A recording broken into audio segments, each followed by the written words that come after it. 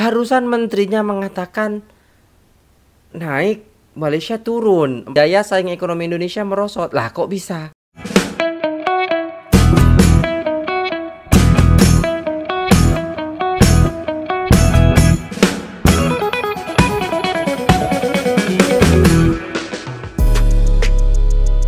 Assalamualaikum warahmatullahi wabarakatuh. Jumpa lagi dengan saya guys, Cak Mujib. Gimana kabar teman-teman semua? Semoga sehat selalu dalam lindungan Allah Subhanahu wa taala, dijauhkan dari segala mara bahaya, malapetaka, bencana dan balak serta berbagai macam penyakit. Amin amin ya rabbal alamin.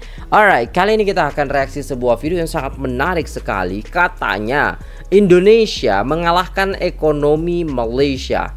Tapi apakah betul? Ya kan? Dengan fakta yang ada dalam masyarakat Indonesia sebenarnya?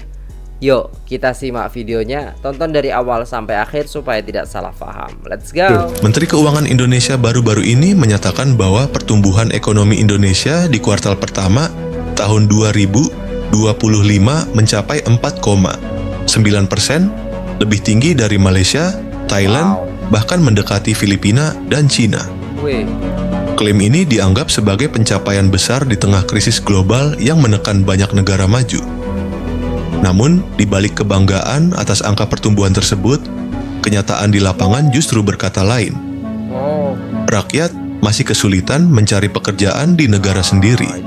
Bahwa baru-baru ini Bu Sri Mulyani selaku Menteri Keuangan telah mengklaim bahwa ekonomi Indonesia telah mengalahkan ekonomi Malaysia dan Thailand. Wih, mengalahkan lo ya, mengalahkan ekonomi yang ada di Malaysia dan juga Thailand. Berarti Indonesia sekarang semakin bagus, semakin ada harapan untuk perekonomian rakyatnya gitu ya. Masya Allah, terbaik lah, alhamdulillah. Percaya atau tidak, simak dulu deh. Okay. Mungkin saya ulang sekali lagi, gross untuk kuartal 1 2025 4,87, kalau digunakan satu digit adalah 4,9%. Okay. Beberapa negara yang sudah mengumumkan gross kuartal 1, kita lihat di sini, Indonesia relatif masih terjaga. Vietnam masih di 6,9, Cina masih di 5,4%, Filipina di 5,4, kita di 4,9, Malaysia di 4,4%. Ini pertumbuhan kuartal 1 2025. Kalau kita lihat beberapa negara seperti Malaysia ini penurunannya cukup tajam dari tahun lalu kuartal 2 2024 hingga sekarang kuartal 1, penurunannya menurun cukup tajam. Daya saing ekonomi Indonesia terus merosot kerana kos pelaburan yang tinggi dan kekurangan tenaga kerja mahir. Toh. Barusan menterinya mengatakan naik, Malaysia turun 4,4, kita 4,9. Ini daya saing ekonomi Indonesia merosot. Lah kok bisa? Memetik Jakarta Globe, pengarah ekonomi digital di Pusat Kajian Ekonomi dan Undang-Undang Nailatul Huda berkata, caj haram dan gangguan dari pihak tempatan juga menyukarkan suasana perniagaan di negara itu. Ujarnya keadaan ini menyebabkan Indonesia digelar negara yang mempunyai kos tinggi sekaligus menjadi faktor menakutkan pelabur tempatan dan juga asing. Ekonomi tumbuh tapi lapangan kerja tidak tumbuh karena modal sebagai unggulan, sehingga sekarang ini 9,8 juta generasi Z tidak sekolah, tidak bekerja. Cari pekerjaan sekarang susah, sampai Pak Jokowi harus mencarikan pekerjaan untuk anaknya.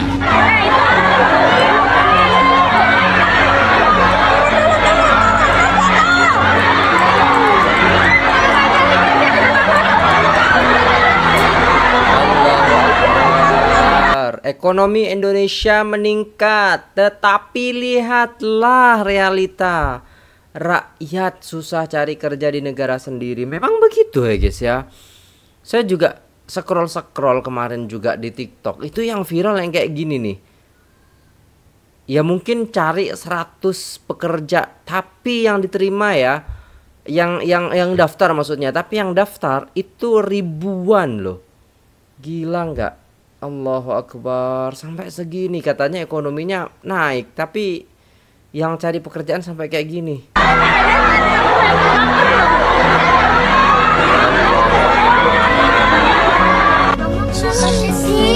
Lihat orang nyari kerja. Tidak kerja, aku mau ngapain? Jadi mama lap sendiri.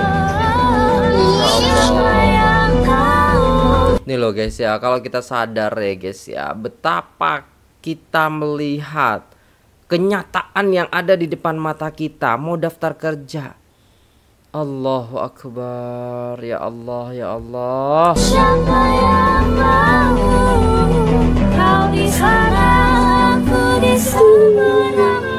Miris lihat anak-anak muda, anak-anak bangsa kita yang harusnya dapat kemewahan dan juga kemudahan buat mengejar cita-citanya, tapi justru harus baku pukul sama pencari kerja lainnya. Di sisi lain, ada anak-anak orang kaya yang dengan happy-nya pakai jalur orang dalam. Kejadiannya di Kabupaten Bekasi, lowongannya buat 2.000 orang, yang mau lamar kerja sampai 25.000 orang. Mana tanggung jawab pemerintah yang katanya mau buka lapangan pekerjaan sampai belasan juta? Mana gebrakan pemerintah yang katanya mempersiapkan bangsa buat menjadi Indonesia maju? Yang kita tahu, anak muda ya jadi investasi paling besar buat menggapai Indonesia Emas 2045. Jangankan untuk berlomba-lomba menciptakan sesuatu, untuk mencari makan buat keluarganya aja mereka kebingungan harus dari mana. Malaysia itu rakyatnya itu berpendapatan jauh lebih di atas kita secara umum ya, artinya.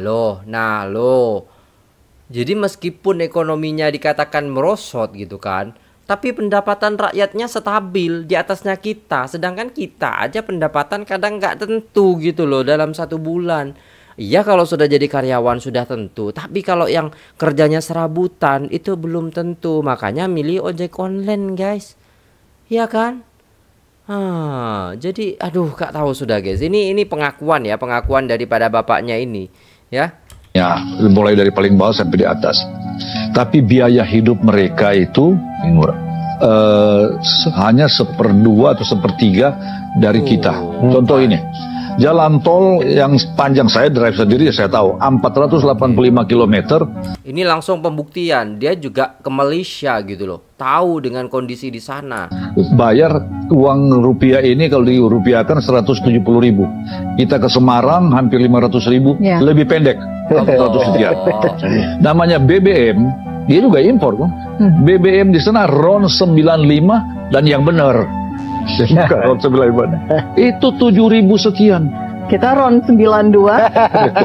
190 ya. Makan murah, pendidikan, pengobatan. Artinya ada yang tidak fair. Jadi selama ini pengelolaan ekonomi kita ini sesuatu yang tidak benar. Pantas aja. Gak beres pak, gak beres tepatnya. Bukan juga gak bener, gak beres itu. Yang kaya semakin kaya, yang miskin akan semakin miskin dan melarat. Itu konteksnya. Tidak ada penyamarataan. Mana keadilan bagi seluruh rakyat Indonesia? Mana itu? Mana? Gak tahu sudah guys. Susah kayak gini ini ya kan. Dibilangnya maju, ekonominya sudah naik gitu kan, tapi rakyatnya masih kesusahan cari kerja. Malaysia itu bisa sejahtera kan karena pajak mobilnya khususnya Avanza nih di Indonesia itu mencapai 4 juta rupiah, sedangkan di Malaysia cuma 385.000. What? Murah banget. Saya aja Mobilio mau 3,5 ya, 3,5 itu kalau udah jadinya. Belum tahunannya itu, gila. Rupiah. Padahal mobilnya sama persis. Kok bisa ya? Bedanya sejauh itu, Ri? Itu dia. Jadi di Indonesia ini pajak kendaraan itu terdiri dari beberapa komponen. Banyak loh. Ada pajak kendaraan bermotor, sumbangan wajib dana kecelakaan, dan kalau mobilnya ganti nama pemilik alias balik nama, itu bisa ngeluarin jutaan rupiah. Bedanya kalau di Malaysia nih, pajaknya itu sederhana banget. Pajaknya cuma dihitung dari kapasitas mesin mobil dan biayanya murah banget. Balik nama cuma sekitar 500.000 rupiah. Jadi nggak heran pajak mereka ringan banget dibandingkan Indonesia. Tapi kenapa pajak di Indonesia itu sangat berat? Jadi alasannya, pajak kendaraan itu jadi sumber utama pendapatan untuk pemerintah daerah. Jadi pemerintah pengen mengendalikan jumlah kendaraan biar nggak bikin macet dan polusi. Nah masalahnya sistem perpajakan kita juga udah lama nggak diperbarui. Wow, luar biasa guys Malaysia ya. Di Malaysia itu juga ada mobil Avanza. Seto. Di sana di Malaysia juga banyak banget mobil kan. Satu rumah bisa 4-5 orang gitu loh guys ya.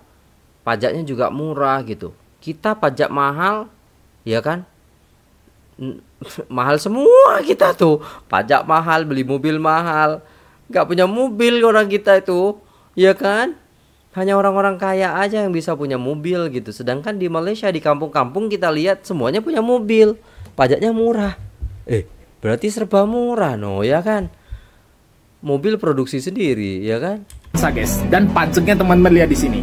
Pajak tahunan mobil Avanza kayak gini nih di Malaysia guys, itu cuman sekitar 300.000, 300 sampai 400.000 ya, 100 sampai 120 ringgit ya.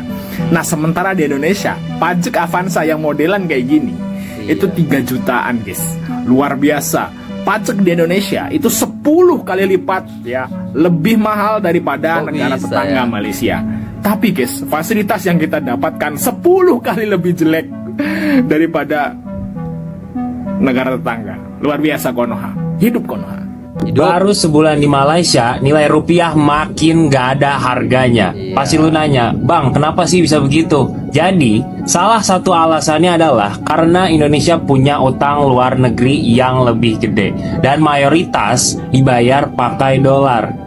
Nah, karena banyak butuh dolar, jadi permintaan dolar naik. Otomatis rupiah turun. Sementara Malaysia mereka jaga utang lebih terkendali dan ekspornya juga kuat. Jadi ringgit lebih stabil.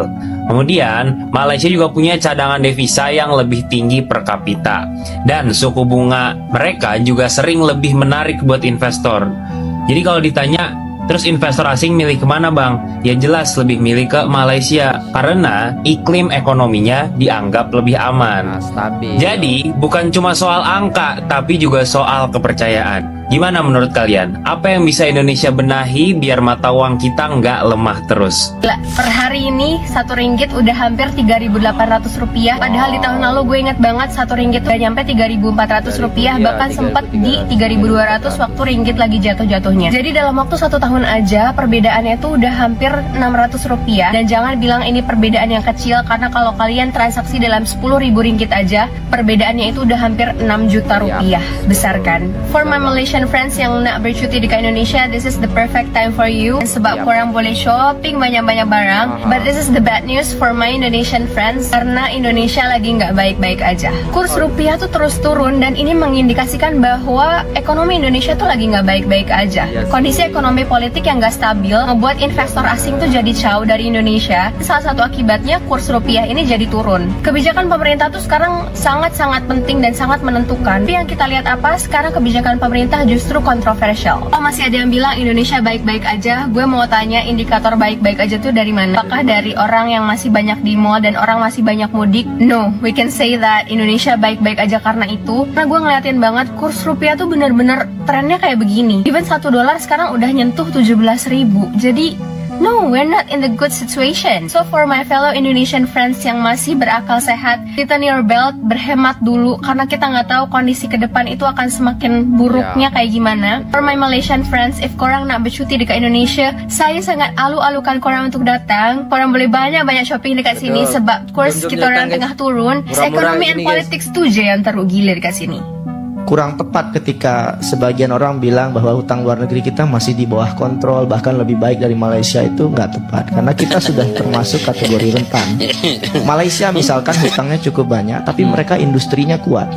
Itu betul. Sehingga hutang sebanyak apapun tapi mereka bisa terus berinvestasi, produktivitas mereka ditopang oleh industri. Sedangkan di Indonesia industri kita justru menurun. 18% kontribusinya. Dan saat ini kita bergantung pada ekspor batubara, ekstraktif yang pertumbuhannya tidak akan sustain karena suatu saat batubara akan habis. Nanti ketika batubara habis kita membiayai hutang ini pakai uang dari mana? Nah kalau Jepang, Malaysia hutang rasio mereka tinggi, mereka punya industri yang kuat sehingga ekonomi mereka itu udah ekonomi masa depan yang dipasang oleh industri manufaktur yang berkelanjutan ya. Karena kalau kita bergantung pada industri ekstraktif sampai kapan? Karena batubara akan declining dalam beberapa dekade ke depan. Alhamdulillah, ekonomi Malaysia tumbuh sebanyak 4.4% pada suku pertama tahun ini. Pertumbuhan ini banyak disumbang oleh perbelanjaan anda semua, rakyat Malaysia. Bila anda yakin ada kerja, ada pendapatan, anda berbelanja kan? Ini yang gerakkan ekonomi kita dari bawah. Mungkin gini mikirnya, 49% kita Indonesia itu pikiran saya ya, 49% Indonesia itu keseluruhan Indonesia gitu kan. Sedangkan Malaysia 4,4% itu keseluruhan Malaysia gitu loh. Berarti harusnya kita sudah menyamai di atas 5% harusnya kalau kita mau lihat rakyat kita itu ya happy gitu kan, bahagia, pekerjaan ada gitu. Di Malaysia 4,4% itu sudah mensejahterakan rakyatnya, apalagi kalau nanti sampai ke 5% gitu. Oh gitu, mungkin gitu, itu pemikiran saya guys. Coba kalau koreksi kalau salah ya guys ya. Saya kurang paham juga, tapi menurut saya gitu loh. Iya loh, di Indonesia naik tapi ya mengalahkan Malaysia, tapi kenapa kok rakyatnya masih susah cari kerja, ya kan? Kenapa kok barang-barang masih mahal, beras semakin mahal, cabai semakin mahal, tomat sekarang mahal, ya semuanya mahal gitu, nggak terkendali gitu loh. Selain itu, pelaburan pun makin rancak. Ramai pelabur baik dari dalam atau luar negara yakin dengan potensi Malaysia dan meneruskan projek mereka di sini. Jadi apa peranan MITI dalam cerita ini? Bila kita sebut pasal pelaburan, ekspor, industri, itulah tugas harian MITI. Kita di MITI kerja keras tarik lebih banyak pelaburan berkualiti, terutamanya dalam sektor strategik macam ENI. Hasilnya, ekspor ENI kita kekal kukuh dan jadi penyumbang utama pertumbuhan. Bila pelaburan masuk, kilang buka, ekspor meningkat. Ini bermakna lebih banyak peluang pekerjaan untuk rakyat, lebih banyak peluang perniagaan untuk syarikat tempatan, terutamanya PKS kita. Memang ada cabaran di peringkat global macam isu tarif timbal balas Amerika Syarikat, tapi kita di MITI sentiasa pantau dan ambil langkah perlu untuk pastikan perniagaan kita terus berdaya saing di peringkat antarabangsa. Strategi kita mudah. Pertama, selain berunding dengan Amerika Syarikat, kita cari dan kembangkan pasaran baru untuk jual barang-barang buatan Malaysia. Jangan bergantung pada pasaran lama sahaja. Kedua, kita kuatkan ekonomi dalam negara. Inilah reformasi ekonomi madani. Fokus kita nak pastikan ekonomi ini stabil, wujudkan lebih banyak peluang kerja dan perniagaan yang bagus dan bantu rakyat hadapi kos sara hidup. Kerajaan akan terus bekerja keras untuk pastikan ekonomi kita terus tumbuh, stabil dan hasilnya dapat dinikmati oleh semua rakyat. Terima kasih atas sokongan anda. Sama-sama kita bangunkan ekonomi Malaysia. Malaysia adalah negara ketiga terkaya dekat Asia Tenggara.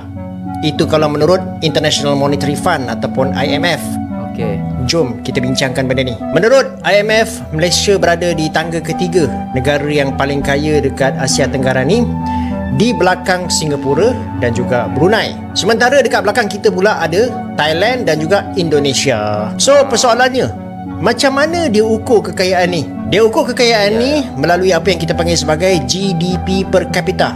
Kita dekat Malaysia sekitar US dollar 14,423 ataupun bersamaan dengan 61,903. Dan ini mengatasi Thailand, Indonesia dan purata ASEAN lah. Kalau kita ikut angka kasar, Malaysia juga melepasi purata Asia Pasifik yang menunjukkan ekonomi kita dalam keadaan yang baik lah. Walaupun pengumuman daripada IMF ni boleh dikatakan membanggakan kita lah sebagai rakyat Malaysia, yang kita ni bukannya calang-calang dekat tempat ketiga, babe. Tapi yang penting untuk kita tahu adalah GDP per capita ni bukan saja ukuran penuh kekayaan rakyat. Dia adalah satu angka yang mana dibahagi jumlah ekonomi negara dengan jumlah penduduk tanpa lihat agihan pendapatan sebenar. Dalam kes Malaysia ni, kita ada beberapa isu lagi lah. Contohnya macam masalah ketaksamaan, jurang bandar dan juga luar bandar, etnik dan juga kelas sosial yang dikatakan masih lagi melebar. Jadi walaupun angka per kapita tu tinggi, ramai rakyat Malaysia yang masih lagi berdepan dengan isu-isu macam ni lah. Dan korang pun ingatkan sebelum ni ada satu komentator daripada US iaitu Bill O'Reilly yang dia kecam Malaysia lah, bukan sekali tapi dua kali. Dan Bill O'Reilly ni dia menggunakan ukuran GDP per capita. That's why kita tak boleh ambil GDP per capita ni semata-mata untuk melihat sama ada kita betul-betul kaya ataupun tidak. Dia adalah satu angka yang bersifat makro. Dan lagi satu cabaran bagi ekonomi Malaysia ni juga, kita boleh dikatakan bergantung kepada sektor tertentu. Sebahagian besar kita punya kekuatan GDP ni datang daripada komoditi macam minyak dan gas dan juga ekspor elektrik dan elektronik. Kalau harga minyak jatuh ataupun permintaan global merosot, angka GDP ni pun boleh tergelincir dengan cepat juga. Jadi kesimpulannya, ya, kita boleh bangga yang Malaysia ni berada dekat tempat ketiga Asia Tenggara. Tapi kita jangan terlalu selesa dengan angka ni, sebab kita mesti memfokus juga kepada jurang ataupun ketidaksamaan dan pastikan kekayaan tu sampai semua kepada rakyat bawahan. sahabat Indonesia yang menonton video ini, suka saya ingatkan, saya bukan saja buat video ini, tetapi untuk mengulas kenyataan daripada laman Twitter dari negara anda sendiri yang mengatakan bahawa apa yang Indonesia patut belajar daripada kemajuan Malaysia. Bagaimana ekonomi negara saya boleh maju dari Indonesia. Sebenarnya hasil yang kita nampak pada hari ini pada negara Malaysia adalah kerana kebijakan pemimpin-pemimpin kami yang terdahulu. Pemimpin-pemimpin kami mengamalkan dasar ekonomi yang betul daripada tahun 1970 sampailah pada lewat 2010. Tapi potensi negara Indonesia itu jauh lebih besar daripada negara kami. Walaupun Indonesia jauh lebih awal merdeka pada kami, tetapi duka citanya pada ketika pemerintahan Soekarno pada tahun 1945 sehingga 1967 hampir tiada pembangunan dekat Indonesia. Malah dasar Soekarno membuatkan inflasi merayap, indeks kos sara hidup dekat Indonesia meningkat daripada 100 pada tahun 1958 kepada 600,000 pada tahun 1967. Kiranya boleh kita katakan bahawa pembangunan negara Indonesia bermula dari kosong pada zaman pemerintahan Soeharto. Dalam masa yang sama, dekat tanah Melayu ataupun dekat Malaysia pada ketika itu, di bawah kepimpinan Tun Razak dan juga Tun Hussein, telah mengubah ekonomi Malaysia yang bergantung kepada ekspor bahan mentah kepada gantian import. Pada ketika inilah kita dapat lihat pembangunan infrastruktur mula digiatkan. Usaha daripada Tun Razak dan juga Tun Hussein On telah menjadikan tapak untuk zaman industrialisasi di bawah Tun Mahathir pada tahun 1981 hingga tahun 2000. Pada ketika inilah zaman beliaulah menyebabkan ekonomi negara kita melonjak ke tahap yang baru. Boleh lihat peningkatan ekspor Malaysia mencecah 100% daripada KDNK pada tahun 1980-an. Walaupun Soeharto menjalankan dasar yang lebih kurang sama, tetapi tidak cukup intensiti yang ada seperti mana yang dilakukan oleh pemimpin-pemimpin Malaysia. Maka ketika inilah yang kita namakan sebagai pemisahan besar ekonomi Indonesia dan juga Malaysia yang pertama. Kedua pula berlaku ketika zaman krisis kewangan pada 1997 hingga 98 dekat Asia. Kali ini Malaysia bertuah memiliki Lah dan juga Datuk Seri Najib Razak yang ketika itu mengubah dasar ekonomi negara kita kepada meliberalisasikan pelaburan dan perdagangan dan mula mengurangkan kebergantungan kepada ekspor. Di zaman inilah FTA dan juga FPI menjadi tumpuan utama negara kita. Dalam masa yang sama, Soeharto cuba untuk mengamalkan dasar yang sama tetapi gagal cekap dengan Malaysia kerana fasiliti dekat Indonesia tidak sebaik di Malaysia. Tun Razak dan juga Tun Hussein On telah menyediakan tapak untuk pembangunan infrastruktur di Malaysia dan kemudian disambung oleh Tun Mahathir pada zaman beliau yang kita kenali dengan pembinaan projek mega yang sangat mengasyikkan. Kekurangan infrastruktur menyebabkan daya saing ekonomi Indonesia tidak mencapai apa yang kita capai. Indonesia ialah sebuah negara kepulauan. Jadi untuk menghubungkan antara pulau dan pulau yang lain memerlukan infrastruktur yang berkelas dunia. Jadi atas sebab itulah carta ease of doing business yang dikeluarkan menunjukkan bahawa Indonesia lebih rendah berbanding dengan Malaysia dan Singapura. Indonesia pula lokasinya kurang strategik, jauh daripada laluan perdagangan utama dunia. Di Kabupaten Bekasi misalnya, ada 2.000 lowongan kerja yang diperebutkan oleh 25.000 pelamar. Baku dorong, baku pukul, bahkan antre sejak dini hari demi satu peluang kerja. Itulah wajah sebenarnya dari realitas rakyat Indonesia hari ini. Ironisnya, pertumbuhan ekonomi tidak serta-merta menciptakan lapangan pekerjaan yang layak. Modal memang masuk, proyek jalan terus, tapi serapan tenaga kerja tidak sebanding. Generasi muda, terutama Gen Z, banyak yang menganggur, tidak sekolah, dan bingung mau mulai dari mana. Mereka yang seharusnya jadi kekuatan utama menuju Indonesia emas, malah terpinggirkan. Pertumbuhan ekonomi semestinya dirasakan oleh seluruh rakyat, bukan hanya tampil sebagai angka di layar presentasi. Pemerintah perlu lebih fokus menciptakan lapangan kerja nyata, memastikan akses yang adil bagi semua, dan menghapus praktik jalur belakang yang merugikan rakyat kecil. Nah itu jalur belakang itu yang bikin kita kayak daftar 100 pekerja, orang dalamnya 30, hilang sudah 70 kan.